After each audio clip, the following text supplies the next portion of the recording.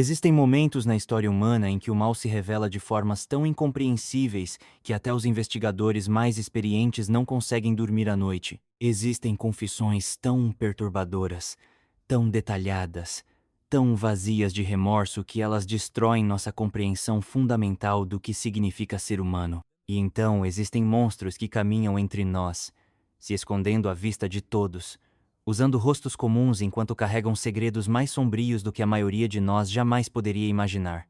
Essa é a história de um desses monstros. Um homem que tirou a vida de mais de 300 meninas em 3 países da América do Sul. Um assassino tão prolífico que muitos criminologistas o consideram potencialmente o serial killer mais letal da história moderna registrada. Seu nome é Pedro Alonso Lopes. Mas o mundo passou a conhecê-lo por um nome que ainda hoje causa arrepios em qualquer um familiarizado com seus crimes, o Monstro dos Andes.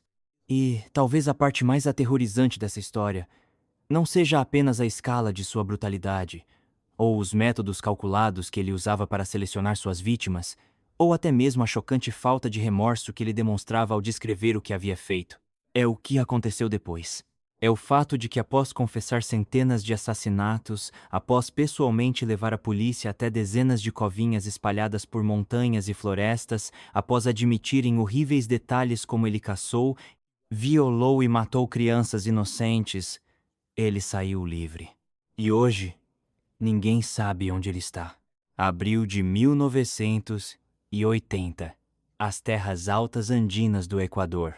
A temporada de chuvas havia chegado com força total, transformando riachos gentis em torrentes furiosas e mudando o terreno montanhoso ao redor de Ambato em uma paisagem traiçoeira de lama e água corrente. Ambato, uma cidade situada a mais de 2.400 metros acima do nível do mar, estava acostumada com chuvas fortes, mas esse ano as tempestades pareciam particularmente implacáveis. Os moradores tocavam suas vidas da melhor forma possível, navegando por ruas inundadas e esperando que suas casas resistissem ao assalto da natureza. Quando a enchente repentina atingiu as áreas ao redor de Ambato, veio com a violência súbita pela qual as enchentes de montanhas são conhecidas. A água caiu em cascata por encostas íngremes, esculpindo novos canais através de florestas e campos, arrancando árvores e remodelando a paisagem em questão de horas. Em seu rastro, a enchente deixou para trás detritos, vegetação destruída e lama cobrindo tudo o que havia tocado.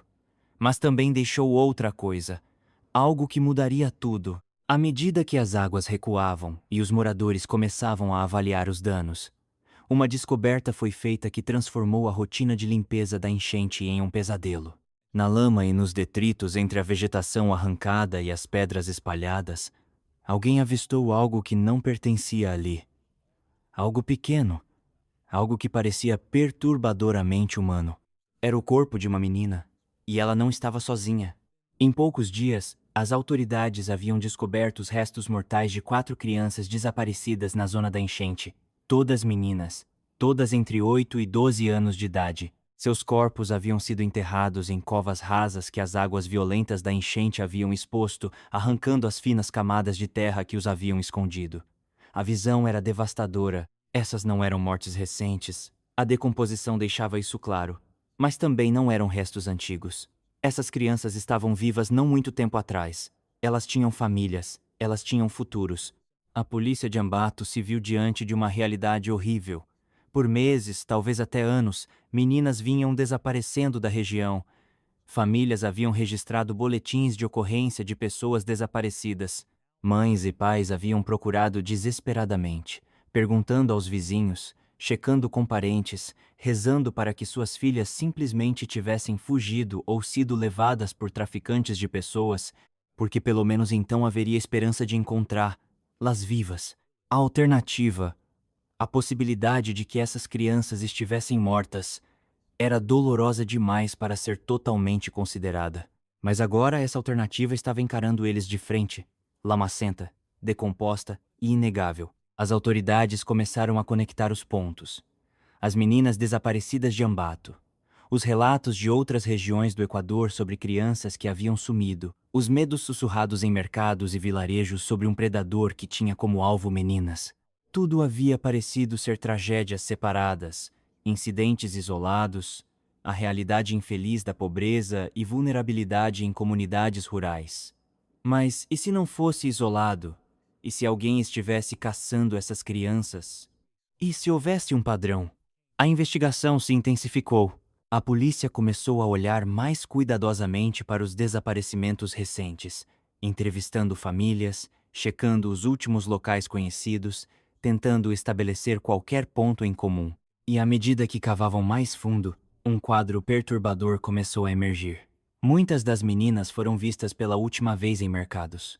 Muitas haviam sido abordadas por um homem oferecendo dinheiro ou bugigangas. Muitas simplesmente haviam desaparecido em plena luz do dia de espaços públicos lotados. Então veio 9 de março de 1980, apenas dias após a enchente ter revelado seus terríveis segredos. Uma manhã de domingo no mercado Plaza Rosa, em Ambato, a Plaza Rosa estava viva com a energia que apenas mercados sul-americanos possuem. Vendedores anunciavam preços em espanhol veloz, suas vozes competindo umas com as outras em uma sinfonia de comércio. O ar estava repleto do cheiro de flores frescas, mangas maduras e o cheiro terroso de plantas recém-regadas. Tecidos coloridos brilhantes pendiam das barracas, balançando suavemente na brisa da montanha.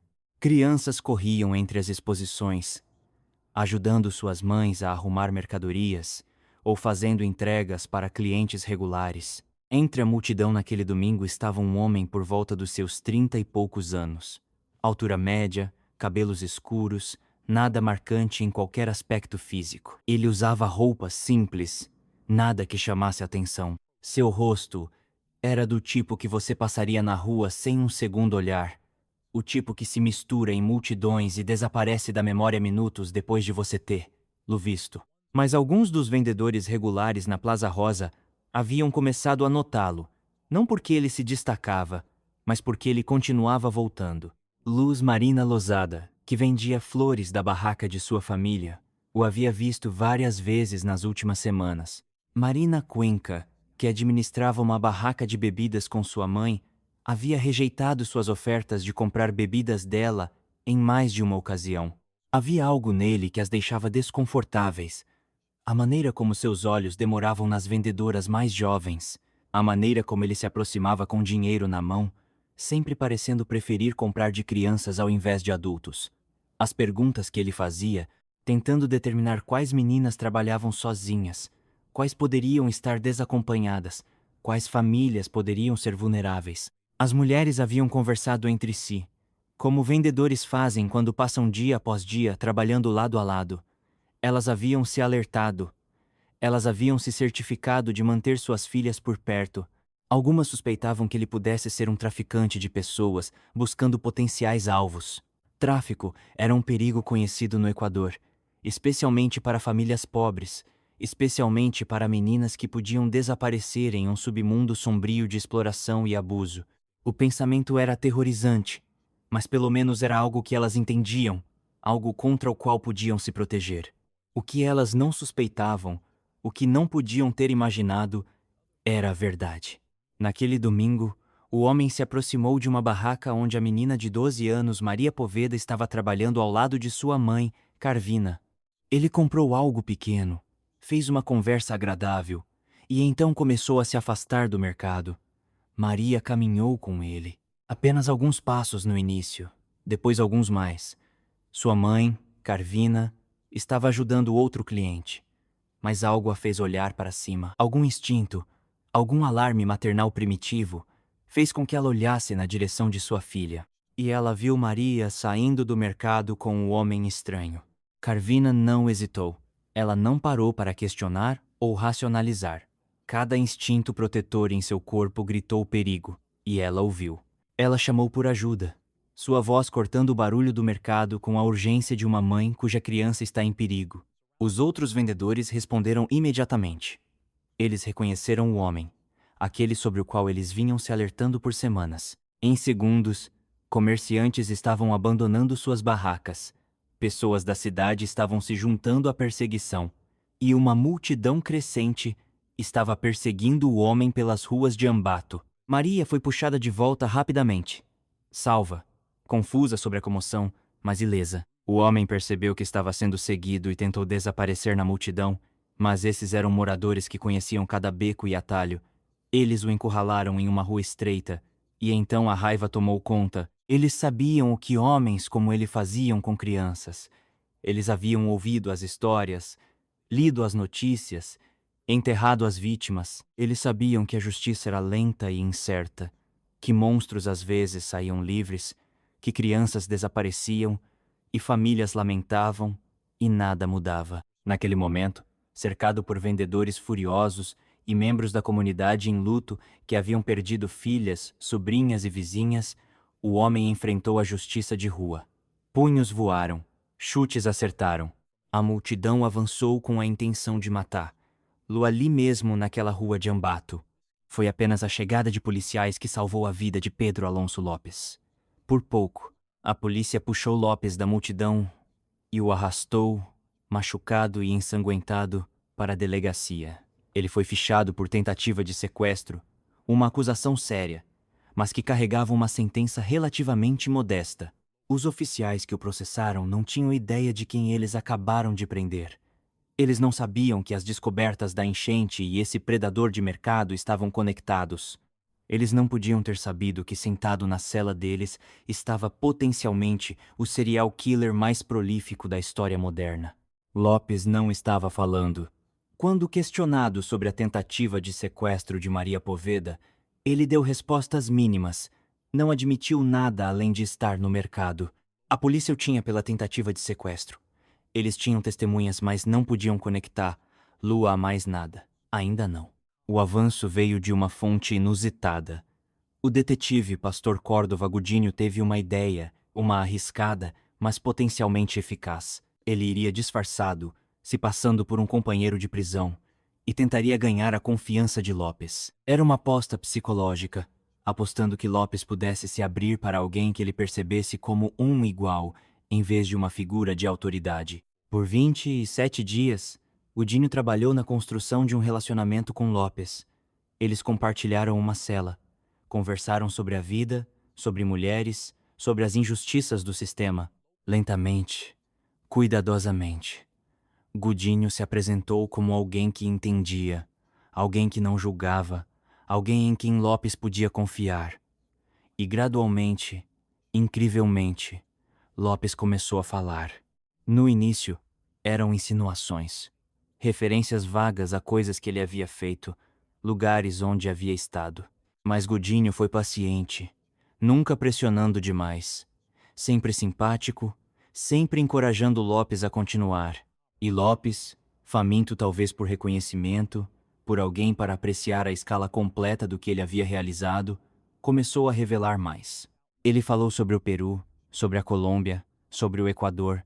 Ele falou sobre mercados e vilarejos e estradas solitárias. Ele falou sobre meninas com rostos inocentes e sorrisos confiantes. E então, em fragmentos que eventualmente formariam um todo horrível, ele começou a confessar assassinatos. Não apenas um assassinato. Não um punhado. Centenas. Godinho manteve sua compostura, continuou a representar o papel do confidente compreensivo, mesmo quando Lopes descrevia atrocidades que reviraram o estômago do detetive. Quando Lopes finalmente confiou nele completamente, Godinho fez seu movimento. Ele sugeriu que se Lopes pudesse mostrar às autoridades onde alguns dos corpos estavam enterrados, isso poderia ajudar seu caso, poderia demonstrar cooperação, poderia levar a uma sentença mais branda.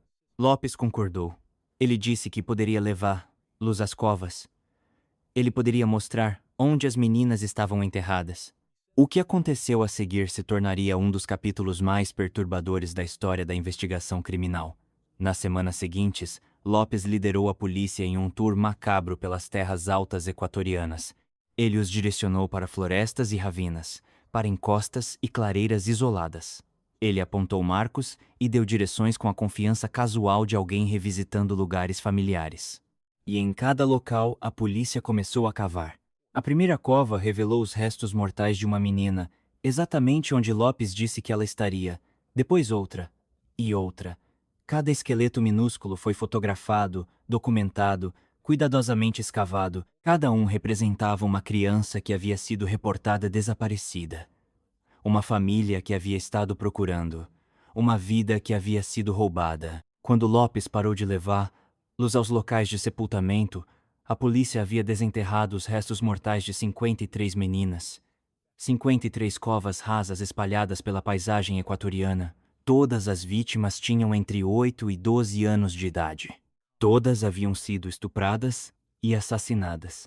Todas haviam sido enterradas pelas mesmas mãos. Mas Lopes insistia que havia mais. Ele alegava que algumas das covas para as quais ele os havia levado estavam vazias porque animais haviam espalhado os restos mortais. Ele disse que havia locais adicionais no Peru e na Colômbia, lugares para os quais ele poderia levá-los se eles quisessem prosseguir com esses casos. E ele afirmava que sua contagem total de vítimas estava em torno de 300 meninas. 300. Os investigadores não queriam acreditar. O número era grande demais, incompreensível demais. Mas Lopes forneceu detalhes, localizações, descrições de vítimas que correspondiam a relatórios de pessoas desaparecidas de todo o Peru, Equador e Colômbia. Ele descreveu métodos, linhas do tempo, áreas de caça, e quanto mais ele falava, mais a terrível aritmética começava a se encaixar. As autoridades equatorianas finalmente o acusaram de 110 assassinatos com base em suas confissões de crimes cometidos dentro de sua jurisdição. Eles não buscaram acusações pelos alegados assassinatos no Peru e na Colômbia, citando o enorme custo e complexidade de processos internacionais. Eles tinham o suficiente. Eles tinham sua confissão. Eles tinham os corpos. Eles tinham o monstro dos Andes. Para entender como alguém se torna capaz de crueldade tão incompreensível, precisamos voltar ao começo. Voltar para 8 de outubro de 1948, no departamento de Tolima, na Colômbia, onde Pedro Alonso Lopes nasceu em circunstâncias que já eram marcadas por violência e perda. Sua mãe, Benilda Lopes de Castanheda, era uma lavadeira lutando para sobreviver em um país dilacerado por conflito civil. A família havia anteriormente vivido em Saldanha, mas a violência os havia expulsado de sua casa. O pai de Pedro, Midardo Reis, era um fazendeiro que foi morto em um tiroteio de emboscada 6 meses antes de Pedro nascer. O assassinato ocorreu durante a violência, um período brutal da história colombiana que eventualmente reivindicaria mais de 200 mil vidas. Pedro era o 7º de 13 filhos nascidos de Benilda, e de acordo com relatos posteriores tanto da mãe quanto do filho, sua infância foi definida por pobreza, caos e abuso. Lopes mais tarde alegaria que sua mãe era uma profissional do sexo que trazia clientes para casa e que ele testemunhou agressões violentas contra ela. Ele a descrevia como fisicamente abusiva e cruel. Benilda, por sua vez, manteria que ela era uma mãe amorosa e que Pedro não mostrava comportamento anormal quando criança. A verdade, como frequentemente é o caso, provavelmente está em algum lugar no meio-termo complicado da memória, trauma e narrativa auto-interessada. O que não está em disputa é que aos 8 anos, Pedro foi expulso de sua casa. A razão varia dependendo da fonte. Lopes alegava que sua mãe o pegou, apalpando sua irmã mais nova, e o expulsou com raiva. Sua mãe disse que ele fugiu por conta própria em 5 de abril de 1958, em um ato de rebelião. Independentemente de como aconteceu, o menino de 8 anos acabou sem teto nas ruas de Bogotá, a capital extensa da Colômbia. Ele se tornou um dos gamines, as crianças de rua que sobreviviam através de mendicância, pequenos roubos e a caridade de estranhos. Era uma existência brutal, especialmente para uma criança tão jovem e vulnerável. E então veio o evento que Lopes mais tarde descreveria como o momento que destruiu qualquer inocência que ele tinha restado. De acordo com seu relato, um homem se aproximou dele nas ruas, oferecendo abrigo e comida. Desesperado e confiante, Pedro seguiu o homem até um prédio abandonado. Lá, em vez de receber ajuda, ele foi estuprado, violentamente, repetidamente. O homem que havia prometido segurança se tornou seu torturador. Esse trauma, Lopes mais tarde alegaria, se tornou a fundação para tudo o que se seguiu. Ele disse a entrevistadores e psiquiatras que perdeu sua inocência aos 8 anos e que ele decidiu tirar a inocência de outros em retorno. É uma narrativa que tenta criar uma causa e efeito, explicar o inexplicável, apontando para o trauma da infância como a origem de seus crimes posteriores. Mas trauma não cria automaticamente monstros. Milhões de pessoas suportam abuso horrível quando crianças e nunca machucam ninguém. A relação entre sofrimento na infância e violência adulta é complexa, mediada por incontáveis outros fatores, incluindo psicologia individual, experiências subsequentes, escolhas e a questão fundamental da agência humana e do mal. O que sabemos é que após o estupro, o jovem Pedro encontrou seu caminho até um orfanato administrado por missionários americanos. Deveria ter sido um refúgio, uma chance para estabilidade e cura. Em vez disso, de acordo com o relato de Lopes, o abuso continuou. Ele alegava que um cuidador masculino mais velho no orfanato abusava sexualmente dele repetidamente. Quando ele tentava lutar ou escapar, ele era punido. Em sua adolescência, Pedro havia aprendido que o mundo era um lugar de predadores e presas, e ele estava determinado a nunca mais ser presa. Ele fugiu do orfanato e voltou para as ruas, dessa vez mais velho, mais duro, mais disposto a fazer o que fosse necessário para sobreviver. Ele se juntou a uma gangue de rua, fumou bazuco, uma forma impura de cocaína, e começou a cometer pequenos crimes para sobreviver. Sua primeira prisão séria veio aos 18 anos por roubo de carro. Ele foi condenado e enviado para a prisão, uma instalação colombiana que se tornaria o cenário de outro evento traumático que Lopes alega ter moldado seu caminho para se tornar um assassino. De acordo com seu relato, ele foi estuprado por vários presos logo após chegar. A violação, vindo anos após seu abuso infantil, desencadeou algo sombrio e irrevogável. Lopes alegava que ele jurou vingança, não contra os homens específicos que o haviam atacado, mas contra a sociedade em si. Ele de alguma forma culpava meninas por a violência infligida a ele por homens adultos, criando uma lógica distorcida que lhe permitiria justificar o injustificável. Ainda na prisão em 1969, Lopes matou 3 companheiros de cela. Os assassinatos foram brutais e premeditados. As autoridades os trataram como violência carcerária, uma ocorrência infeliz, mas não incomum no mundo perigoso das correcionais colombianas. Lopes recebeu tempo adicional, mas, eventualmente, em 1978, ele foi liberado. Ele tinha 30 anos. Ele havia passado a maior parte de sua vida ou nas ruas, em instituições ou na prisão. Ele havia sido traumatizado, abusado e brutalizado. Ele também havia feito escolhas, cometido crimes e machucado outros. E agora ele estava livre, saindo da prisão com a cabeça cheia de fantasias violentas, e ninguém monitorando seus movimentos ou reconhecendo o perigo que ele representava. O que aconteceu a seguir se tornaria um pesadelo cobrindo 3 países e centenas de vítimas. Após sua libertação da prisão colombiana em 1978, Pedro Lopes começou a viajar. Seus movimentos o levaram através de fronteiras até o Peru, um país com vastas áreas rurais, populações vulneráveis e comunidades indígenas, cujas crianças desaparecidas frequentemente não eram reportadas ou investigadas pelas autoridades. Foi no Peru, Lopes mais tarde alegaria, que ele começou sua onda sistemática de assassinatos.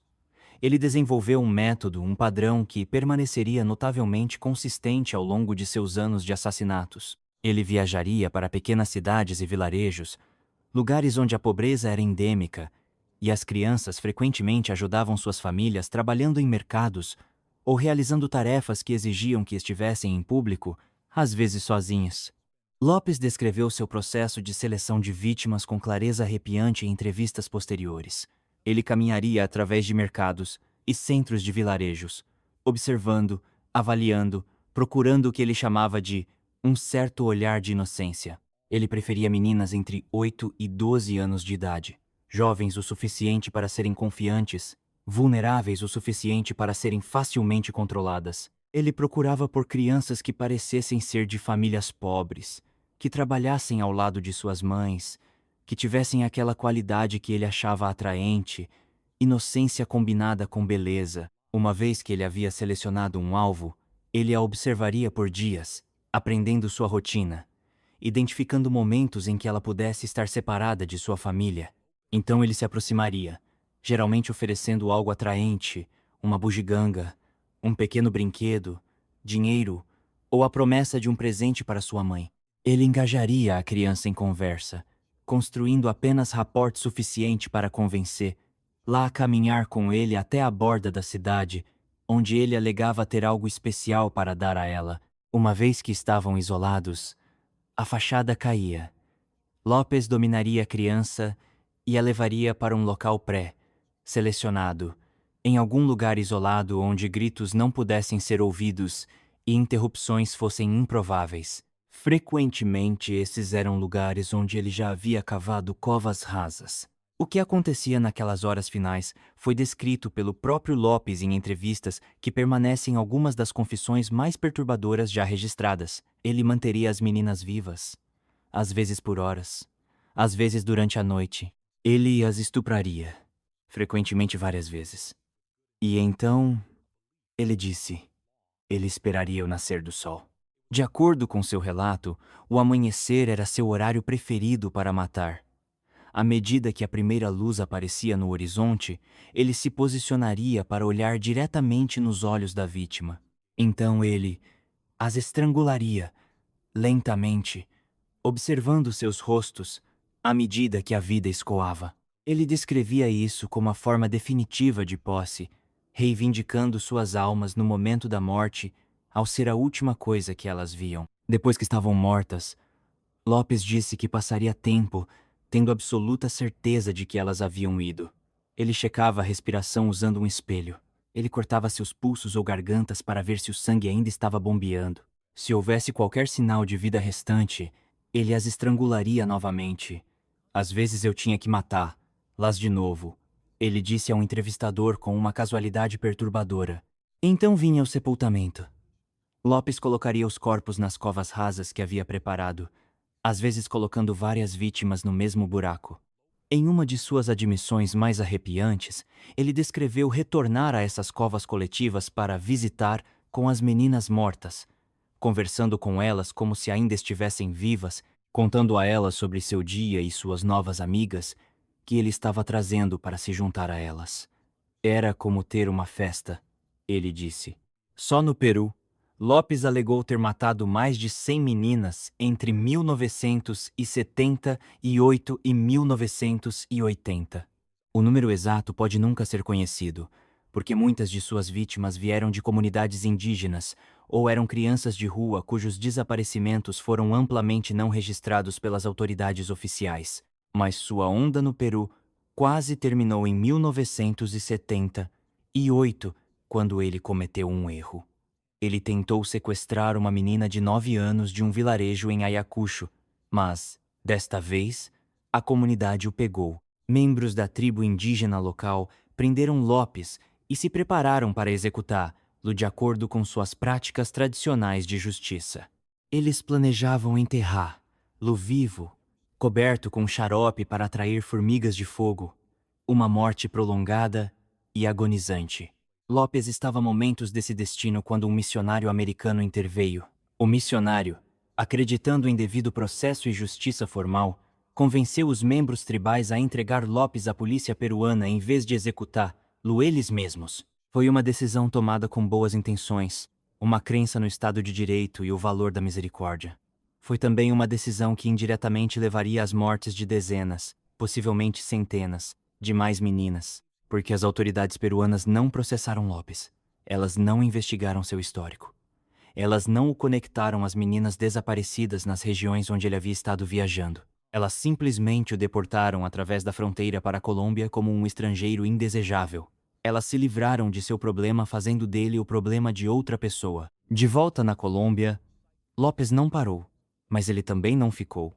Ele se mudou para o Equador, cruzando para um novo território de caça onde seu rosto não era conhecido e seu padrão poderia continuar ininterrupto. O Equador forneceu a Lopes o que ele mais tarde descreveria como condições ideais para seus crimes. O país tinha significativa pobreza rural, mercados movimentados onde crianças trabalhavam ao lado de suas famílias, e populações indígenas, cujas crianças desaparecidas frequentemente falhavam em gerar atenção significativa da polícia ou cobertura da mídia. Lopes mais tarde diria a investigadores e jornalistas que preferia meninas equatorianas. Elas são mais gentis e confiantes, mais inocentes, ele explicou. Elas não são tão desconfiadas de estranhos quanto meninas colombianas. Foi uma declaração que revelou seu cálculo predatório, seu entendimento de diferenças culturais e como elas poderiam ser exploradas. No Equador, os assassinatos de Lopes aceleraram para o que ele descreveu como um padrão consistente de 3 meninas por semana. Se essa afirmação é precisa, e se foi sustentada pelos aproximadamente 2 anos em que ele operou no Equador, a matemática sozinha é impressionante. 3 vítimas por semana, 50, e 2 semanas por ano, por 2 anos, equivaleria a mais de 300 meninas apenas no Equador. As autoridades finalmente aceitariam sua confissão de 110 assassinatos no Equador como credível baseado nas evidências, nos locais de sepultamento e na correspondência de seus relatos com relatórios de pessoas desaparecidas.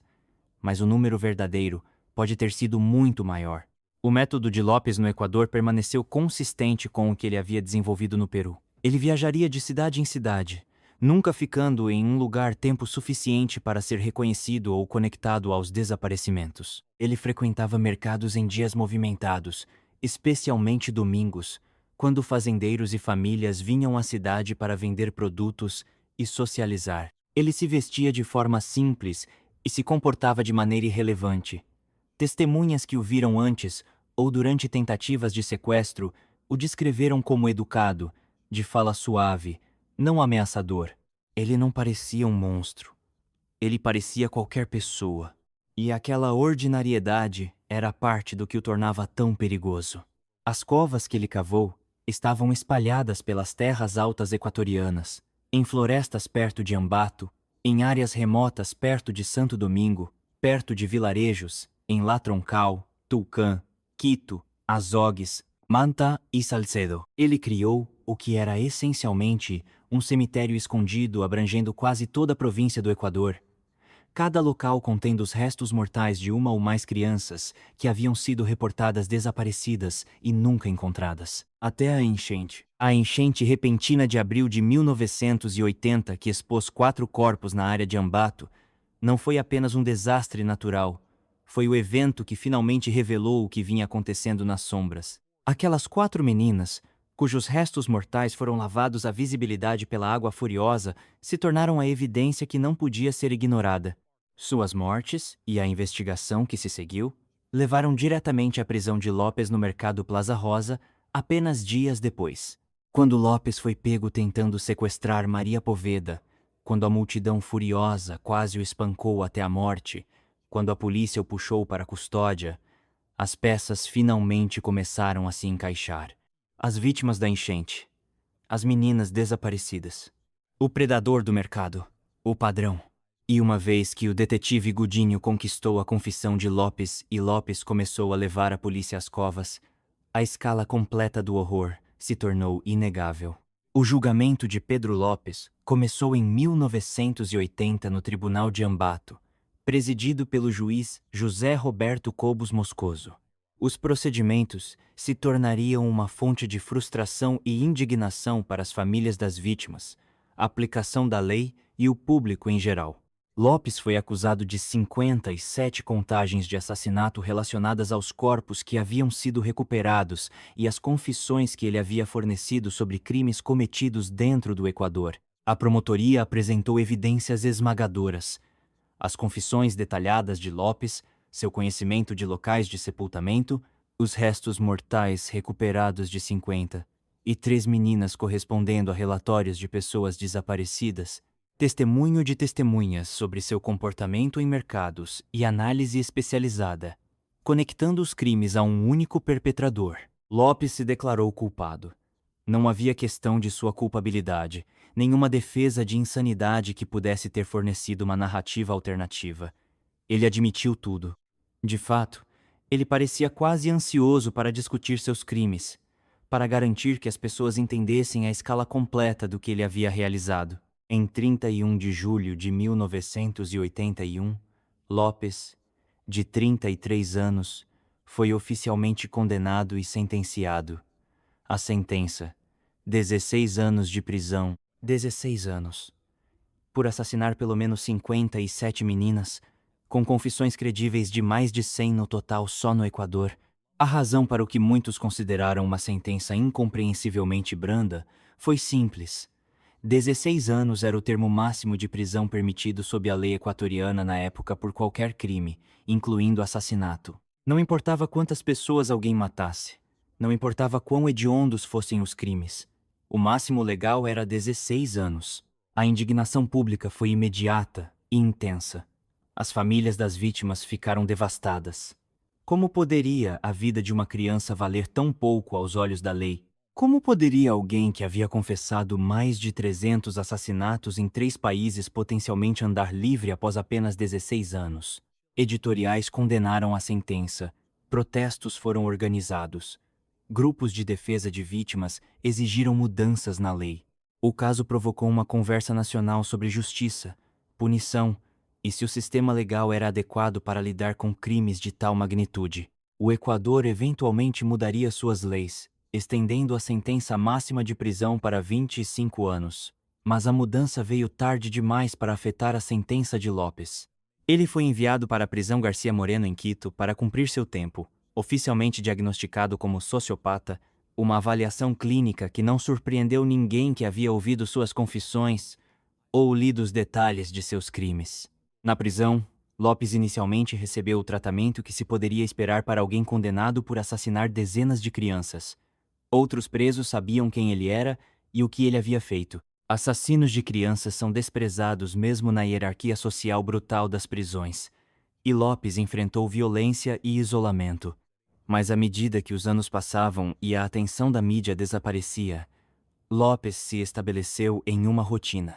Ele participou de programas prisionais. Ele supostamente se comportou bem, seguindo regras e evitando incidentes disciplinares importantes. Guardas que interagiram com ele o descreveram como educado, quieto, irrelevante. O monstro podia imitar normalidade quando convinha aos seus interesses. E então, em 1994, após cumprir apenas 14 anos de sua sentença de 16 anos, Pedro Lopes foi liberado por bom comportamento. Em 1994, antes de sua libertação da prisão Garcia Moreno, Lopes concedeu uma entrevista a Ron Leitner, um fotojornalista freelancer que havia estado reportando sobre o caso. A entrevista, conduzida na cela de prisão de Lopes, se tornaria um dos documentos mais perturbadores da história do jornalismo criminal. Leitner descreveu Lopes como calmo, articulado e completamente impenitente. Não havia vergonha, nenhum remorso, nenhum reconhecimento de que ele havia feito algo errado. Em vez disso, Lopes falou sobre seus crimes com um distanciamento filosófico, como se discutindo um hobby interessante ou busca acadêmica. Quando perguntado sobre sua contagem de vítimas, Lopes calmamente explicou sua aritmética. Pelo menos 110 no Equador, talvez 100 na Colômbia e muitas mais de 100 no Peru.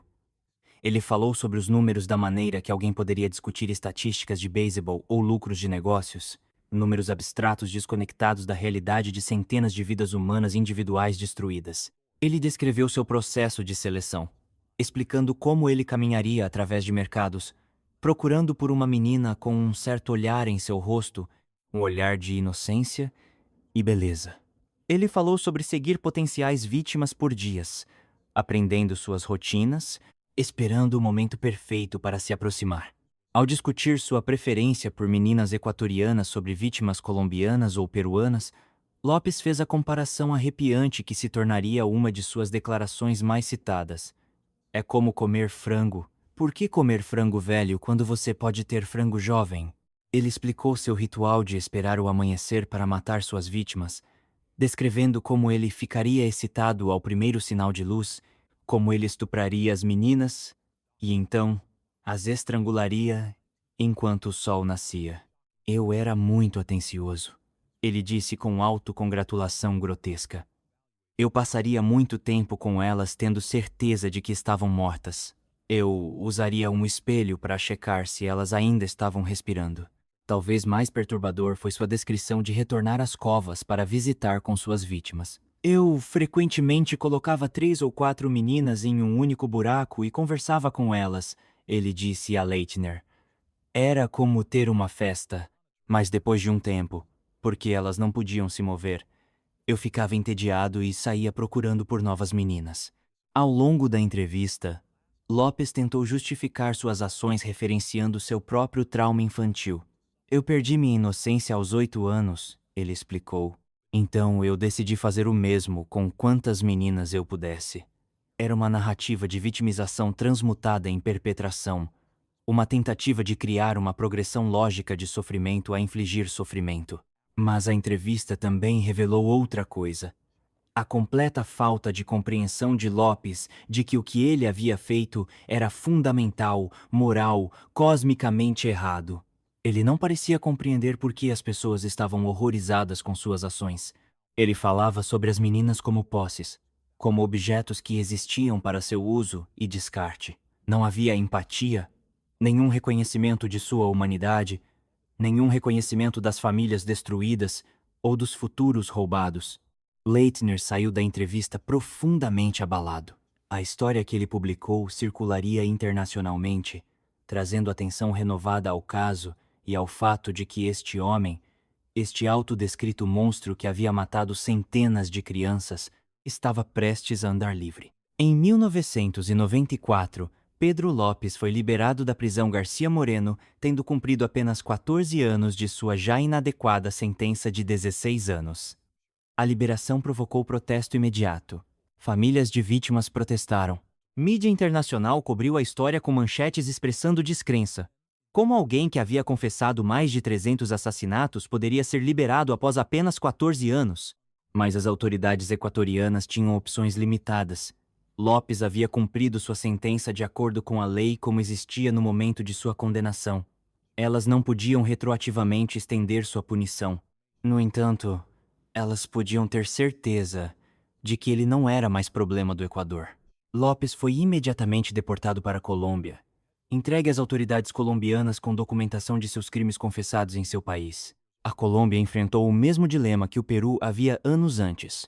O que fazer com um serial killer confesso cujos crimes eram amplamente improváveis, devido à falta de evidência física, testemunhas desaparecidas e a passagem do tempo? A solução que a Colômbia escolheu foi internação psiquiátrica. Lopes foi avaliado por profissionais de saúde mental que determinaram que ele era insano, um diagnóstico que permitiu que as autoridades o internassem em um hospital psiquiátrico em Bogotá em vez de libertá-lo para o público em geral. Por 4 anos, Lopes permaneceu em cuidados psiquiátricos, presumivelmente recebendo tratamento para sua sociopatia diagnosticada e quaisquer outras condições que os médicos identificassem. Mas em 1998, outro desenvolvimento chocante ocorreu. Lopes foi declarado são. Após ser avaliado novamente, profissionais de saúde mental determinaram que Lopes não atendia mais aos critérios para internação involuntária. Ele foi liberado do hospital psiquiátrico mediante fiança de $50, com certas condições anexadas à sua liberdade. Ele deveria se apresentar regularmente às autoridades. Ele deveria ficar em um local específico. Ele deveria ser monitorado. Mas o monitoramento só funciona se alguém está realmente fazendo o monitoramento. E dentro de meses de sua liberação, Pedro Lopes simplesmente desapareceu. O último avistamento confirmado de Lopes foi em dezembro de 1999. De acordo com alguns relatos, ele retornou para visitar sua mãe idosa, Benilda, buscando dinheiro que ele acreditava ser devido a ele como parte de uma herança. Se essa visita realmente ocorreu, e o que transcorreu durante ela, permanece obscuro. O que é claro é que após esse ponto, Lopes desapareceu. Ele não se apresentou às autoridades conforme exigido. Ele não permaneceu em seu local designado. Ele simplesmente se afastou de qualquer supervisão mínima que estava em vigor e desapareceu na vasta e anônima paisagem da América do Sul. Então, Em 2002, algo aconteceu que sugeriu que Lopes poderia ter retomado os assassinatos. Um assassinato foi cometido na Colômbia, e evidências apontaram para Lopes como suspeito. Um mandado de prisão foi emitido, e Lopes se tornou um fugitivo oficial procurado para interrogatório em conexão com um novo homicídio. Mas ele não pôde ser encontrado. A Interpol emitiu um alerta. As autoridades colombianas procuraram. Nada. Pedro Lopes havia se tornado um fantasma. Por anos, o mandado internacional permaneceu ativo. A aplicação da lei na Colômbia, Equador e Peru mantiveram seu arquivo aberto, esperando por um avistamento, uma dica, qualquer informação que pudesse levar à sua captura. As famílias das vítimas se apegaram à esperança de que ele seria encontrado e responsabilizado pelos crimes que nunca foram processados. Então, em 2005, a Interpol desativou o mandado. As razões para essa decisão permanecem obscuras e controversas. Algumas fontes sugerem que foi uma ação administrativa rotineira baseada na idade do caso e na improbabilidade de apreensão. Outros especulam que as autoridades tinham informações sugerindo que Lopes estava morto, embora nenhum corpo tenha sido recuperado ou certidão de óbito emitida. Em 2026, o paradeiro de Pedro Lopes permanece desconhecido. Ele teria 77 anos se ainda estivesse vivo. Ele poderia estar vivendo sob um nome falso em um vilarejo remoto. Ele poderia ter morrido anos atrás de causas naturais ou violência. Ele poderia ter retomado os assassinatos em lugares onde seus crimes continuam não detectados. Ninguém sabe. E essa incerteza assombra as famílias de suas vítimas, os investigadores que trabalharam em seu caso e as comunidades em 3 países que ainda se lembram do terror do monstro dos Andes. Por trás de cada estatística, cada número na contagem horrorosa de vítimas de Lopes, havia uma criança real com um nome, uma família, uma personalidade, sonhos e medos e um futuro que foi roubado delas. Elas eram meninas como Ivanova Jacome, sequestrada de um estacionamento em Totoras, em 10 de janeiro de 1980, quando estava indo para a escola. 10 anos de idade. Seu corpo foi descoberto semanas depois na Plaza Urbina de Ambato, mais uma vítima em um padrão que ninguém ainda havia conectado. Elas eram crianças indígenas cujos nomes frequentemente não eram registrados em bancos de dados oficiais, meninas de vilarejos remotos que desapareceram enquanto ajudavam suas famílias, cuja ausência foi notada por comunidades em luto, mas nem sempre por autoridades que viam vidas indígenas como menos dignas de investigação e recursos. Elas eram crianças de rua, as mais vulneráveis das vulneráveis, crianças que viviam nas margens da sociedade e cujos desaparecimentos eram às vezes descartados como fugas ou atribuídos aos perigos da vida nas ruas, em vez de investigados como potenciais homicídios. Cada uma delas era alguém. Cada uma tinha uma vida que importava. Cada uma deixou para trás pais que nunca pararam de procurar, irmãos que cresceram com o vazio de uma irmã perdida, amigos que se perguntaram o que havia acontecido com a menina que costumava brincar com eles no mercado ou na escola. O caso de Pedro Lopes levanta questões perturbadoras que vão além dos crimes de um único homem. Como um predador tão prolífico operou por anos sem ser detectado? Por que as crianças desaparecidas de comunidades pobres e indígenas não receberam o mesmo nível de atenção investigativa que crianças de famílias mais ricas? Por que os sistemas de justiça, em 3 países, falharam em proteger suas populações mais vulneráveis? Parte da resposta está na invisibilidade das vítimas de Lopes. Ele deliberadamente alvejava meninas de famílias pobres, crianças indígenas, aquelas cujos desaparecimentos eram menos propensos a gerar cobertura da mídia ou recursos policiais significativos. Ele explorou lacunas sistêmicas nos sistemas de aplicação da lei, fronteiras porosas entre países, a falta de comunicação entre jurisdições e o fato brutal de que em muitas sociedades, algumas vidas são consideradas mais descartáveis do que outras. O caso também expõe falhas profundas nos sistemas de justiça. A sentença máxima de 16 anos do Equador, não importa quantos assassinatos fossem cometidos, parece incompreensivelmente inadequada quando confrontada com a realidade das centenas de vidas perdidas. A deportação do Peru para a Colômbia após sua captura inicial simplesmente moveu o problema através de uma fronteira, em vez de lidar com ele. A liberação antecipada da prisão por bom comportamento priorizou seguir protocolos burocráticos sobre proteger potenciais vítimas futuras. E então há a questão da prevenção. Poderia Lopes ter sido parado mais cedo?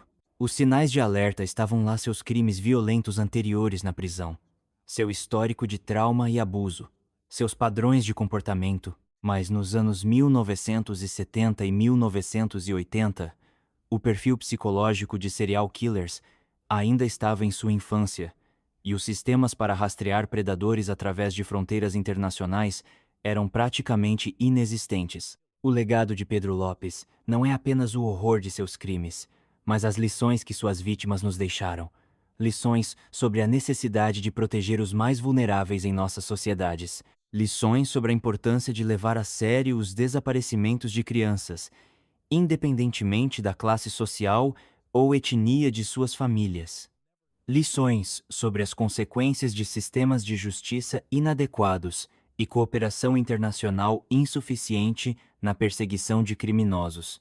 As famílias das vítimas de Lopes continuam vivendo com a perda e o trauma. Muitas nunca receberam nem mesmo a confirmação de que suas filhas foram vítimas de Lopes, nunca recuperaram corpos para enterrar, nunca tiveram um encerramento que vem de saber exatamente o que aconteceu e quando. Elas foram deixadas com décadas de perguntas sem resposta, especulando se sua filha foi uma das que Lopes mencionou ou uma das muitas outras que ele pode ter matado, mas nunca confessou. E há a terrível possibilidade de que Lopes ainda esteja vivo, que ele poderia estar em algum lugar na América do Sul, um homem de 77 anos vivendo pacificamente sob uma identidade falsa. Que ele poderia estar olhando para crianças brincando em mercados, lembrando do que costumava fazer. Ou, pior, que ele poderia ter continuado matando em lugares onde suas vítimas não são relatadas ou investigadas, onde o monstro dos Andes pôde continuar suas atividades não detectado até sua morte. O desaparecimento de Lopes em 1999 significou que a justiça nunca foi totalmente servida. As vítimas no Peru e na Colômbia, cujas mortes ele confessou, nunca viram seu assassino processado por seus crimes específicos. As famílias nunca tiveram seu dia no tribunal. E o mundo nunca teve a certeza de que este predador particular foi permanentemente impedido de causar mais danos. A história de Pedro Alonso Lopes é um lembrete de que o mal existe. Não o mal de filmes de terror ou ficção, mas o mal humano real, banal, que pode esconder-se atrás de um rosto comum e uma voz suave. É um lembrete de que monstros não parecem monstros, eles parecem pessoas normais, e é exatamente isso que os torna tão perigosos. É também um lembrete de nossas responsabilidades coletivas, a responsabilidade de proteger crianças, especialmente aquelas que são mais vulneráveis, a responsabilidade de criar sistemas de justiça que sejam adequados para lidar com os crimes mais graves, a responsabilidade de garantir que toda vida seja valorizada igualmente, independentemente de classe social, etnia ou circunstância. As mais de 300 meninas que Pedro Lopes assassinou tiveram suas vidas roubadas, seus futuros apagados, seus potenciais nunca realizados. Elas nunca cresceram, nunca se apaixonaram, nunca tiveram suas próprias famílias, nunca perseguiram seus sonhos. Elas permaneceram congeladas no tempo. Meninas de 8, 9, 10, 11, 12 anos, para sempre. E em algum lugar, potencialmente ainda vivo, está o homem que fez isso com elas, o monstro dos Andes, Pedro Alonso Lopes. Um dos serial killers mais prolíficos da história, que confessou centenas de assassinatos e então simplesmente desapareceu. A pergunta que assombra os investigadores, as famílias e qualquer um que conheça esta história é simples. Onde está Pedro Lopes agora? Ninguém sabe. E esse não saber é, talvez, o capítulo final mais aterrorizante desta história já contada. Um monstro que confessou matar centenas de crianças saiu livre. E até hoje, ninguém pode dizer com certeza se ele está vivo ou morto, livre ou preso, reformado ou ainda caçando. O monstro dos Andes permanece uma das histórias mais perturbadoras de predação humana jamais registradas. E enquanto Pedro Lopes permanecer desaparecido, essa história não tem fim.